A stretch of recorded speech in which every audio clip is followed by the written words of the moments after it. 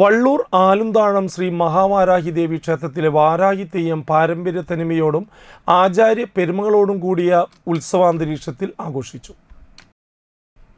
മഹാഗണപതി ഹോമം, ഉപദേവന്മാർക്കും ദേവിക്കും വിശേഷ കലശാഭിഷേകങ്ങളുടെ വിശേഷ നിവേദ്യ സഹിതം പൂജകൾ എന്നിവ താന്ത്രികാചാര്യൻ പഴങ്ങാപ്പറമ്പ് ഉണ്ണികൃഷ്ണൻ നമ്പൂതിരിയുടെ കാർമ്മികത്വത്തിൽ നടന്നു. വൈകിട്ട് അത്താഴപൂജയ്ക്ക് ശേഷം ക്ഷേത്രത്തിൽ നിന്നും തെയ്യമണ്ഡപത്തിലേക്ക് തിരുമുഖവും തിരുവായുധവും എഴുന്നള്ളിച്ചതോടെ തെയ്യാട്ട ചടങ്ങുകൾ ആരംഭിച്ചു. തെയ്യമണ്ഡപത്തിലെ വിശേഷാൽ ആചാരപൂജകൾക്ക് മംഗലാപുരം ഗണേശ് പടപതബയാർ നേതൃത്വം നൽകി. മഞ്ചേശ്വരം നാദിബൈലു ശങ്കരനാരായണ ഭട്ട് തെയ്യമണ്ഡപത്തിൽ സന്നിധനായി. ദേവിയുടെ പ്രീതിക്കും അനുഗ്രഹകലയുടെ വർധനവിനും വേണ്ടി നടത്തിയ തെയ്യത്തിൽ 40ഓളം വിവിധ രംഗങ്ങളിലെ കലാകാരന്മാർ സന്നിധരായി.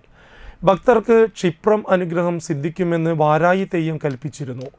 അമ്മയുടെ ഭക്തരായ ആയിരങ്ങൾ തെയ്യോത്സവത്തിലും അമൃത ഭോജനത്തിലും പങ്കെടുത്തു. ക്ഷേത്ര ഭാരവാഹികളായ പ്രവീൺ പണ്ടാരത്തിൽ, സിനീഷ് തണ്ടാശ്ശേരി, സുബിൻ കാരാമാക്കൽ എന്നിവർ തെയ്യോത്സവത്തിന് നേതൃത്വം നൽകി.